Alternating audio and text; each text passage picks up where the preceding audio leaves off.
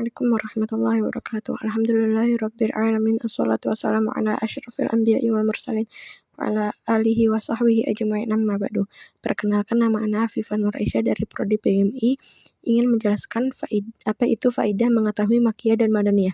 Makiyah dan madaniyah, ulama berbeda pendapat dalam mendefinisikan makiyah dan madaniyah menjadi 3 pendapat yang khilaf.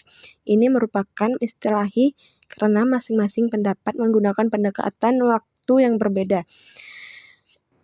Pendapat yang pertama menggunakan pendekatan waktu.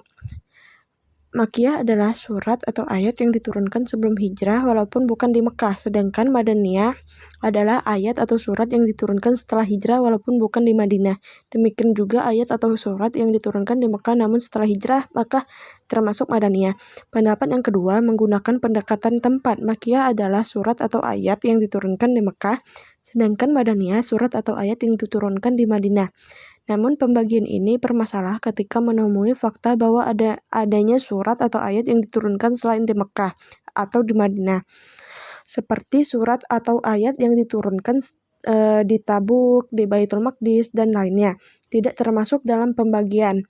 Demikian juga surat atau ayat yang diturunkan di Mekah namun peristiwa hijrah konsekuensinya ia dikategorikan sebagai makiyah.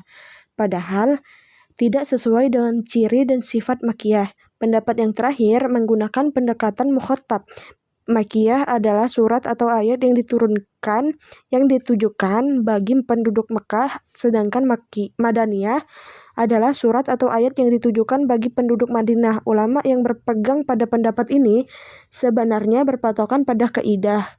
Jika surat atau ayat diawali ya ayyuhan nas, wahai manusia, maka ia makiyah, dan jika ia diawali ya ayyuhalladzina amanu, yang artinya wahai orang-orang yang beriman, maka ia diturunkan maka ia Madinah. Nah, di sini adapun faidah dari mengetahui makiyah dan madaniyah yaitu terbagi menjadi 4 faidah, yaitu yang pertama membantu menafsirkan Al-Quran dengan penafsiran yang benar karena pengetahuan tentang tempat-tempat turunnya ayat yang akan membantu memahami dengan pemahaman yang tepat. Yang kedua, membantu untuk mengetahui nasikh dan mansukh. Yang ketiga, membuat kita meresapi uslub atau gaya bahasa Al-Quran dan mengambil faidah darinya sehingga bisa diterapkan dalam metode dakwah ilallah. Yang terakhir, yang keempat, secara tidak langsung kita mempelajari sirah nabawiyah dan dari ayat-ayat Al-Quran. Sampai di sini dulu, terima kasih penjelasan dari saya. Saya akhiri, wassalamualaikum warahmatullahi wabarakatuh.